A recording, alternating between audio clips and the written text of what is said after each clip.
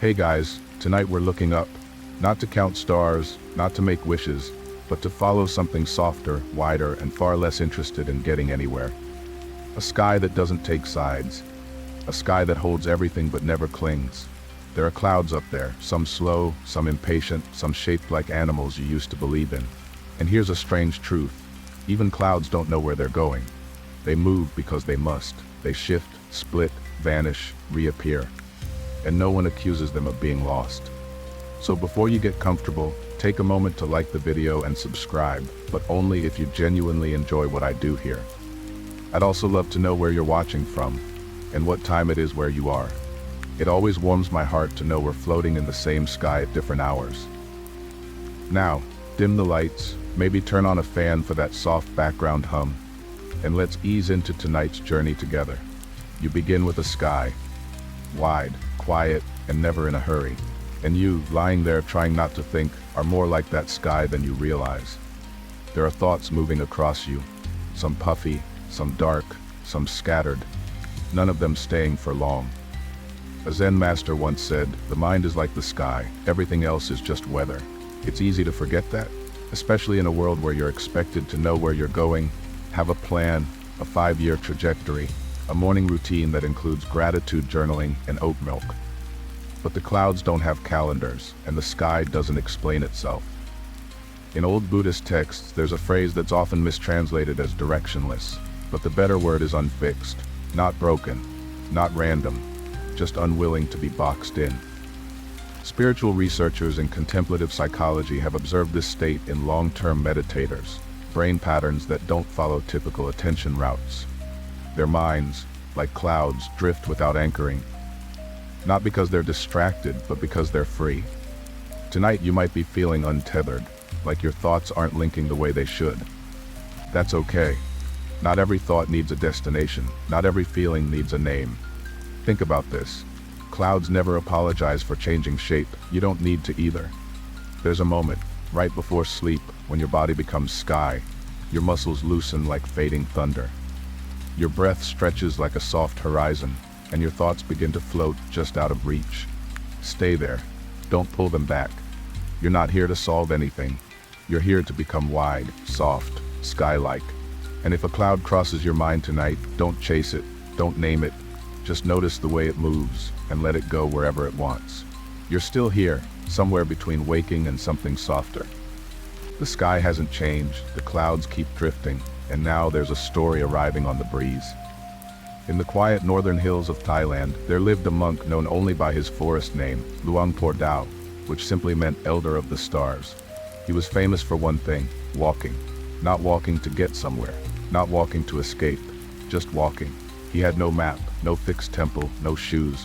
He'd leave a village before dawn and appear at the next one 3 days later, having taken a route no one understood. When asked why he walked with no destination, he would smile, squint at the sky, and say, "Even clouds don't check the weather." One disciple followed him once, trying to learn the secret of his wandering.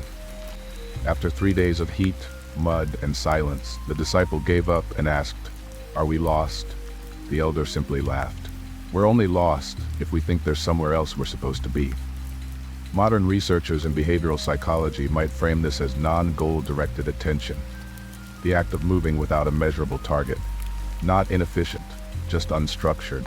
And yet, paradoxically, it often leads to deeper self-regulation and peace. Luang Por Dao wasn't anti-destination. He simply understood that clarity doesn't always arrive in straight lines, that not all movement needs a reason. You might relate. You've probably walked into rooms and forgotten why, opened apps and forgotten what you were about to do. And maybe, just maybe, those moments weren't mistakes. Maybe they were tiny invitations to let the mind drift without a leash. In some Thai monasteries, novice monks are encouraged to walk aimlessly for hours, not for exercise, not for enlightenment, just to let the body remember how to be without performance. If a thought arises, they bow to it. Not physically, but mentally. A soft acknowledgement, then they keep walking. Tonight, maybe you can walk like that in your mind. No goal, no path, just the motion of breath, the soft rhythm of drifting awareness. And if something inside you asks, "Where are we going?" let your heart answer like the old monk, "We're already there." Time slips a little now. You're not quite sure how long you've been listening, and that's a good sign. Sleep is circling. Your breath is slow. Your thoughts are less like sentences and more like weather. Somewhere in the hills of Laos, there's a village where clocks are politely ignored. Not broken, not banned, just gently forgotten. The sun rises, someone opens a window. The shadows shift, someone stirs a pot, and when it rains, everyone agrees it's time to rest. This village holds a temple carved into stone, barely taller than a person. Inside, there's nothing but a mat, a kettle, and a polished bowl. Monks take turns sitting there, doing nothing. Not meditating, not chanting, just being in a place where the only clock is the movement of clouds across the floor. When travelers ask how they know when to begin or end their practice, the abbot responds, "When the wind says so." In modern cognitive science, there's a term for this kind of perception, event-based time. Instead of counting minutes, the brain anchors itself in changes, light, sound, rhythm, presence. It's how animals live, and how monks at their most peaceful rejoin the animal part of their being. You've likely felt it before, those long summer afternoons that seem to stretch without measurement, when a single cup of tea lasts forever, when you glance at the clock and it says less than you expected. Those are the hours that unfold like clouds, shapeless but real. We don't get many of those now. Notifications break the sky into pixels. Appointments divide the day into pieces that feel sharp at the edges, and yet the clouds keep moving above us, indifferent to the exact time of day. Tonight, you don't need to count the hours. You don't need to measure your stillness. You can be like the monks in the stone room, awake but weightless, present but untethered. Imagine sitting in that room now. The stone is cool beneath you. The air smells of rain and wood smoke. A cloud drifts past the doorway. No one tells you to start. No one tells you to stop. Your body breathes itself. Your thoughts forget how to hold shape. And the sky above your chest begins to widen. You're not late. You're not early. You're simply here. Right on time. A cup sits on the edge of the table. It's empty now. But earlier, it caught a few drops of rain. Not enough to drink. Not enough to keep. Just enough to remind you that the sky touches everything, even the smallest things that never asked for it. There's a story told in a remote Korean nunnery, nestled between pine-covered slopes. A novice nun, frustrated with her restless mind, approached the abbess in the middle of tea. "Master," she said, "why does my mind change so often? Why can't I hold on to peace?" The abbess didn't answer. Instead, she picked up her teacup, turned it upside down, and placed it under the open sky. The next morning she handed it back, now filled with soft, cold rain. She asked, "How do you drink from a sky that keeps moving?" The novice blinked, then smiled. The abbess never explained, because there was nothing left to explain. In Zen, riddles like these aren't meant to be solved. They're meant to shift your footing, just slightly. Like stepping onto a floor that breathes. There's an old term in Buddhist philosophy, anicca, the principle of impermanence. Everything changes, everything passes. But less discussed is anatta, the idea that the self, too, is not a fixed cup, but a shape that shifts with the weather. Spiritual researchers now recognize that identity itself is fluid, not a static core, but an ongoing process, like clouds, like rain, like the thought you had a minute ago that's already faded. You don't need to stop thinking. You don't need to grip peace like a handle. Maybe all you need is to turn your cup upward and wait. Tonight, imagine that cup in your hands, not for sipping, not for collecting, just for being open. You hold it toward the sky, not because you expect something, but because you're willing to receive whatever falls. And when thoughts land as they will, you don't need to keep them. You can sip, you can smile, you can pour them out again. You're not broken for changing. You're not lost for feeling differently each day. You are simply a cup that lives beneath a sky that doesn't ask permission to move. And somehow that's enough. You don't need to chase stillness. You just need to stop covering the cup. Your breath feels like footsteps now, soft, rhythmic, unhurried. And with each inhale, it's as if you're walking somewhere you've already been. Not in the world, but within yourself. There's a tradition in Vietnamese monasteries, especially in the lineage of Thoy Zen master Thich Nhat Hanh, called walking meditation. But not the kind you think. You don't walk to arrive. You don't walk to burn calories or complete laps. You walk so that every step is the destination. One phrase is whispered like a mantra with each footfall. I have arrived. I am home. No direction, no finish line, just presence. In one temple outside Hue, the garden paths are paved with soft stones. Monks and lay visitors walk them in silence. And the most curious thing, behind each step there's no mark. Nothing is etched. The path behind you disappears as quickly as it came. A visiting student once asked, "How do I know if I'm walking the right way, if I can't see where I've been?" A nun smiled and replied, "If your heart is light, the direction doesn't matter." Modern mindfulness researchers talk about the present moment anchor, a state where attention locks into now so fully that the past and future lose their grip. It's shown to reduce stress, slow heart rate, and even restore cognitive function. But science is still catching up to what monks have known for centuries. When you walk without chasing, the road appears beneath your feet. You don't need a mountain to try this. Tonight, your mind is the path. Each breath, a gentle footstep across your inner landscape, and behind each breath, nothing, no record, no judgment, just the memory of a cloud that passed. There's something freeing about walking without a trail. You stop performing for the future, you stop checking your progress, you start trusting the now. You might not know where your thoughts are going, that's fine, let them walk ahead. You don't need to follow. You're not lost, you're just not carrying a map, and maybe that's the most honest way to move. So tonight, walk slowly in your breath. Each inhale, a soft arrival. Each exhale, a letting go. And if you stumble, smile. The path always disappears behind you, and still you walk. The fog rolls in without knocking.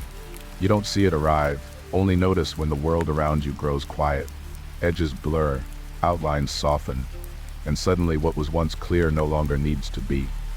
There's an old poem from the Truc Lum school in Vietnam, attributed to a wandering monk named Minh Thum, who lived in the forests of Yen Tu. It goes like this. The mountain spoke once to the fog, "Why do you come with no face?" And the fog replied, "Because yours is already fading." No one knows if the monk ever published his work, or if the verses were just leaves he whispered to the wind. But the lines live on, carved faintly into a rock beside a forest path. Pilgrims sometimes sit there, not to chant, not to pray, but to breathe and watch the mist curl around the trees. Impermanence is a word we toss around a lot in Buddhism, but when the fog comes, it's no longer a theory, it becomes breath on glass, footsteps in dew, a name you once clung to that now feels too heavy. Contemporary scholars sometimes talk about cognitive diffusion, the idea that thoughts lose their grip when we stop identifying with them. Monks figured this out long ago. Instead of resisting change, they walked straight into it, like fog swallowing the mountain. You've probably had moments like this, not dramatic, not life-altering, just suddenly not needing to define something, the edge of a memory softening, an old plan no longer feeling urgent, a certainty becoming optional. Tonight, let your thoughts mist. Don't chase clarity, don't demand that every image be sharp, let it all blur a little. You are not the mountain trying to stay still, you are not the fog trying to explain itself, you're the space where both can meet. So breathe now, like a monk in the mist. Don't search, don't fix, don't name, let the fog roll through, let it erase just enough. And trust that when the sky returns, it will not be the same sky, and you will not be the same sky either. There's a boat that never docks, not because it's lost, but because it understands the water better than the land. A legend from Myanmar tells of a monk named Sayadaw Thinga, who took a vow not to sleep on land for 40 years. Instead, he traveled the rivers in a wooden boat no longer than a pickup truck. He didn't fish, he didn't preach. He simply drifted from village to village, offering silence in exchange for stillness. Some nights, villagers would paddle up beside him, not to ask for blessings, but to sit wordless as the current rocked their boats in synchrony. Like lullabies only the water could hum. One night, a storm came fast and without warning. Thunder cracked, trees bent sideways. Someone yelled for the monk to row ashore. He didn't. He sat cross-legged in the middle of his boat, eyes closed, rain soaking him through. When the storm passed, someone asked, "Weren't you afraid?" He opened his eyes and said, "The river knew what to do with me." In modern psychological terms, this could be likened to radical acceptance, a term coined in dialectical behavior therapy to describe full emotional openness to what is, without resistance or judgment. But monks don't need terms. They let the boat rock. You may have been taught that drifting is dangerous, that you must always steer, plan, aim for something concrete. But there's a kind of wisdom in floating, in letting the waters of your life take you somewhere unexpected, even if it's nowhere at all. Tonight, picture yourself in that boat. Not rowing, not anchored, just present. The wood creaks gently, the night air brushes your cheeks. The river doesn't ask where you're going, it just carries you without needing a destination. You don't have to be going somewhere to arrive, you don't have to land to be home. Sometimes the safest place is the space between shores. Sometimes peace isn't found on firm ground, but on water that moves in rhythm with your breath. So let go of the oars, lie back, and let the current do what it has always done. Carry those who no longer need to ask why. A scroll lies open, but the page is blank. Not forgotten, not unfinished, simply complete in its silence. In a small monastery on the outskirts of Luang Prabang, a young monk was once asked to copy down the truths he had learned after 10 years of study.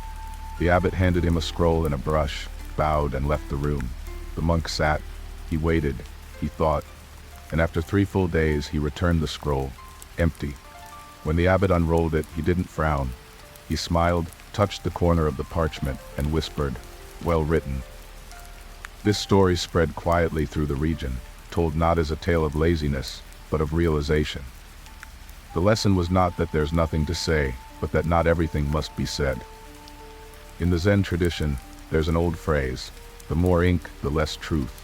It doesn't mean knowledge is bad. It just reminds us that the most honest moments often arrive without announcement. Modern researchers studying insight meditation sometimes refer to nonverbal cognition, those deep understandings that arise beneath language. Flashes of truth that don't land as sentences, but as stillness. You've had this before. Maybe during a walk, when you suddenly felt lighter. Maybe staring out a window, realizing you didn't need to reply to that text. Maybe lying in bed, just like now, when the quiet answered a question you didn't remember asking. There's wisdom in not filling every page, in allowing the blankness to speak for itself. Tonight, maybe you can let a few thoughts remain unwritten. No need to analyze, summarize, or archive them.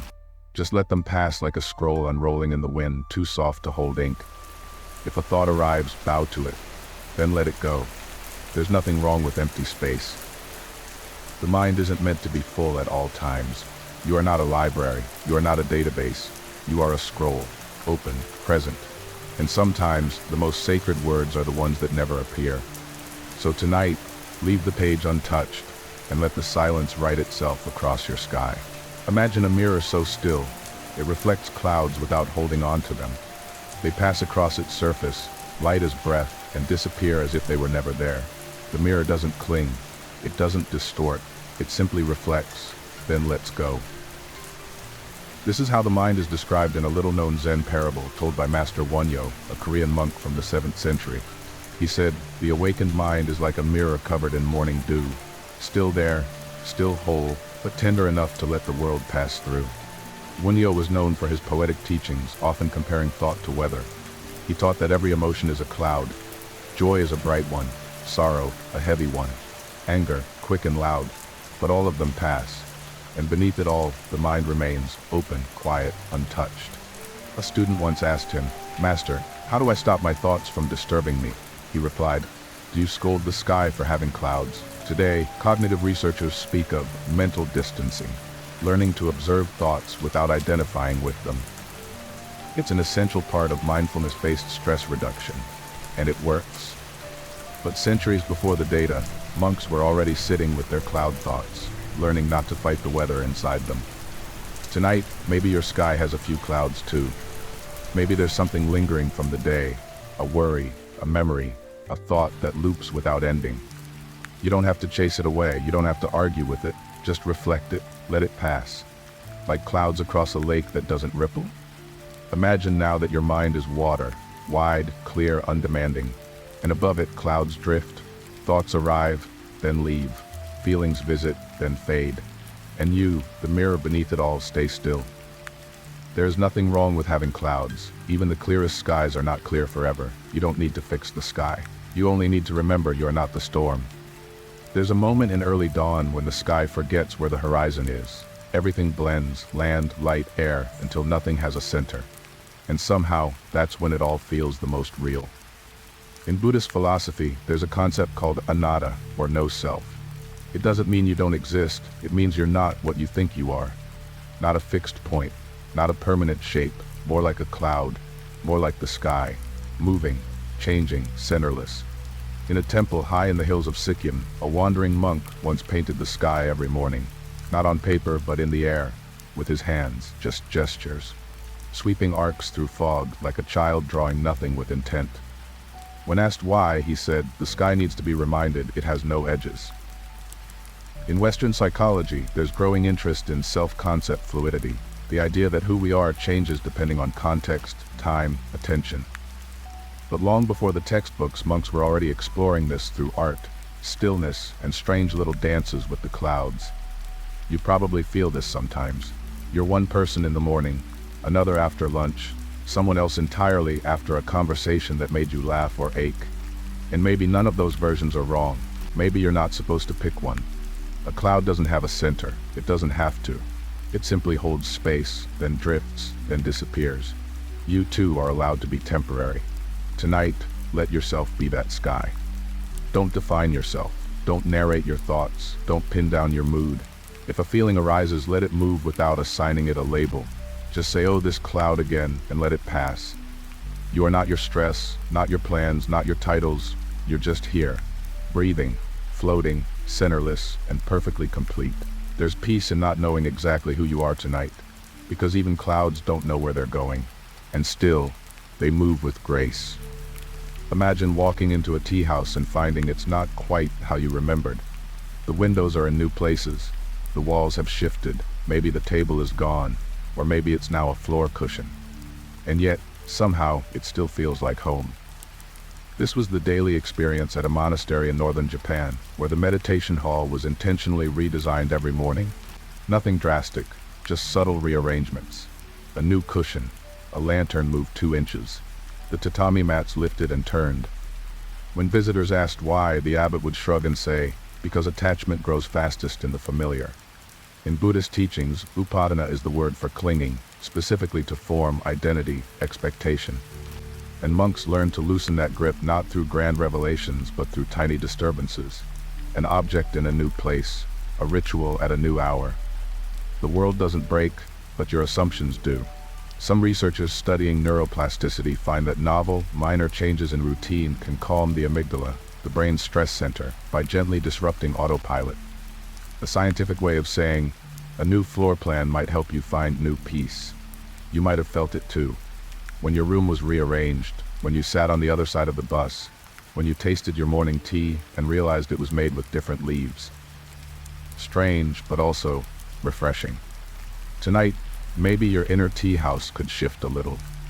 Maybe your thoughts aren't seated in their usual chairs. Maybe the feeling you expected to visit didn't show up, and something gentler came instead. Imagine a space inside you that changes every night. A room where no memory sticks to the walls, and every emotion has a new window to look through. You don't need to memorize where things are. You don't need to get comfortable. Just breathe and sit. Let the layout shift. Let the self rearrange. You're still in the same house, but tonight it's a little wider, a little softer. And maybe that's all it takes for peace to find a new seat. Just like the clouds, changing shape without ever losing the sky. A breeze enters, then leaves, without asking, without announcing, without leaving a note. It doesn't knock, it just moves through. And somehow it still manages to shift everything. In a modest Korean temple tucked beside a chestnut grove, there's a teaching passed down in whispers. The wind always changes its mind. One evening, a novice sat under the eaves watching the lanterns sway. He turned to his teacher and said, "I don't know what to do with my life." The teacher didn't answer. Instead, she pointed to a lantern gently rocking in the breeze and said, "Neither does the wind, and yet it moves." It wasn't a dismissal, it was an invitation. Sometimes clarity isn't given, it's surrendered into. In Buddhist practice, samvega is a feeling of spiritual urgency, when you desperately want direction, answers, the next step.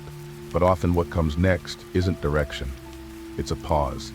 Modern psychology might call it decision fatigue, but monks recognize it as a sacred space, A fertile pause, a moment of wind changing course where the self is between selves.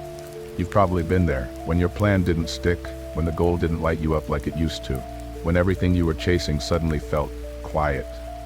Not wrong, just uncertain. Tonight you may feel a little like that breeze, shifting, undecided, moving without a map. And that's not failure, that's honesty. The wind doesn't know its final destination. It just listens, adjusts, continues. Maybe your path isn't a straight one. Maybe it loops, hesitates, doubles back, and maybe that's how it was always meant to be. So lie still now. Feel the tiny winds of thought turning inside you. Not storms, just soft changes. You don't need to commit to anything tonight. You don't need to figure it out.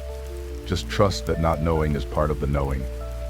And when the breeze inside you changes its mind, let it. Even the wisest winds don't always blow in a straight line. A bird circles above the temple roof, not looking for food, not rushing home, just circling. Again and again, like it forgot whether it had already flown this loop, or maybe it simply liked the shape. In an old Korean Zen tale, there's a bird called Saemuri, said to live 1,000 years and never fly in a straight line. It circles everything it loves, not out of confusion, but reverence. The story goes that one day a monk asked his teacher, "Why do my thoughts keep coming back to the same places?" And the teacher said, "Maybe they're not stuck, maybe they're bowing." You don't hear that much in modern advice. Usually, repetition is seen as failure, like you're not progressing, like your growth graph should always point up and to the right. But Buddhism has long honored the loop, the breath that repeats, the step that comes back to where it started, the chant that says the same syllable until the silence underneath it begins to sing. Some researchers in contemplative neuroscience have found that repetition during meditation, especially of mantras or gestures, helps deactivate the brain's threat center. Not by escape, but by rhythm. Familiarity becomes a balm. Maybe your mind's been circling lately. Maybe it keeps returning to an old worry, an old memory, a dream that hasn't decided if it's over yet. And maybe that's okay. You are not broken for looping. You are not behind for repeating. Even clouds return to places they've rained before. Even birds forget whether this lap is their first or their 50th. Tonight, you don't need to escape the pattern. You just need to soften inside it. Imagine flying in a slow, wide arc. Not chasing, not fleeing. Just observing how the view changes even if the shape stays the same. And one day, maybe without even noticing, your circle will widen into something else. But for now, let it repeat. Let your thoughts bow again, because even sacred birds take the long way home. There's a monk who stopped mid-step, not because he was tired, not because he forgot where he was going, just because. It happened one morning outside a quiet monastery in eastern Thailand. The path was simple, lined with red clay and tall grass. The monk, known only as Pia, was walking mindfully as monks do, one breath per step. And then, halfway between two trees, he paused, for 10 minutes, then 20, then nearly an hour. When someone asked him later what had happened, he replied, "I noticed the world was already moving. I didn't need to." In Zen, they call this mudo, the pathless pause. It isn't scheduled, it isn't strategic, it just arrives. And when it does, the wise thing isn't to push through, it's to honor it. Psychologists might classify this as a micro moment of agency, a brief suspension of autopilot, when your actions are no longer pre-programmed. Monks call it waking up inside the step. You've had glimpses of this, when your hand hovers before opening a door, when you suddenly stand still at the sink, unsure why, when time pauses just long enough for you to notice it had been running. Most people rush past these moments, but maybe those are the doorways. Tonight, if your thoughts slow to a crawl, if a sentence stops mid-idea, if your breath holds without a reason, don't force it. Don't restart the motion. Just let the pause be a place. You're not frozen, you're not stuck. You're in the rare space between steps, and in that space everything shifts. You realize the world keeps turning whether you move or not, that you can pause without falling behind, that sometimes the truest form of progress is stillness. So pause now, not for effect, not for meaning, just pause, and let the next step arrive when it's ready, or not at all. The sky has dimmed now. Clouds stretch across it like threads of breath, unspooling slowly, drifting without purpose. And you are finally starting to feel like one of them. There's a final story, soft as a lullaby, told in the hills above Chiang Mai. It's about a monk who asked his teacher, "What am I supposed to become?" The teacher pointed to the clouds and said, "They never ask who they are, and still they move." That monk stopped asking after that. It's one of those stories that doesn't end, because there's nothing to resolve. The point isn't to arrive, but to rest in motion, to become gentle with your becoming. In Buddhism, there's a concept called santuthi, contentment not with what is perfect, but with what simply is. The cloud doesn't need to be more than a cloud. It doesn't need to be meaningful. It just needs to float, to dissolve, to return as rain someday or not. Even in contemporary mindfulness teachings, there's a quiet return to this idea, that peace is not the absence of thought, but the absence of resistance to it. A mind that stops clenching, a breath that arrives without effort. Tonight, as you lie here, you are not your goals, not your fears, not even your name. You're just one more softness in the sky, one more movement without destination. The clouds above you don't need an identity. They form, they vanish. And never once do they say, "I must find my purpose before I dissolve." You are allowed to be that free. You are allowed to exist without becoming anything more than this: a thought, a breath, a drifting shape, and soon, a dream. Let your body sink now. Let the mind unravel. Let the sky forget your name. And as you float into sleep, whisper this truth, not with words but with silence. You don't need to know where you're going. You're already home. And now, the clouds have thinned. The lanterns are low. The path behind you has disappeared into mist. You are not where you were. And that is perfectly okay. The stories have ended, but their echoes stay with you. Not as answers, but as pauses between thoughts. Gentle footprints in the sky. Traces of peace in the spaces you forgot to look. You've spent this time not solving anything, but softening into everything. And maybe that's what the clouds were trying to say all along, that you were never supposed to hold shape forever. That your wandering isn't a problem. It's a pattern. And that patterns, like breath, like sleep, return again and again, until you no longer need to chase them. Tonight, the questions can float, the thoughts can loosen, and the self you've been holding on to can finally rest. You are not a problem to fix. You are not a path to predict. You are a cloud, drifting, dissolving, dreaming. So let your edges blur. Let the sky carry what you no longer need to name. You've arrived, not at a place, but at a quiet. Stay there, breathe there, float there, and when the wind returns, let it.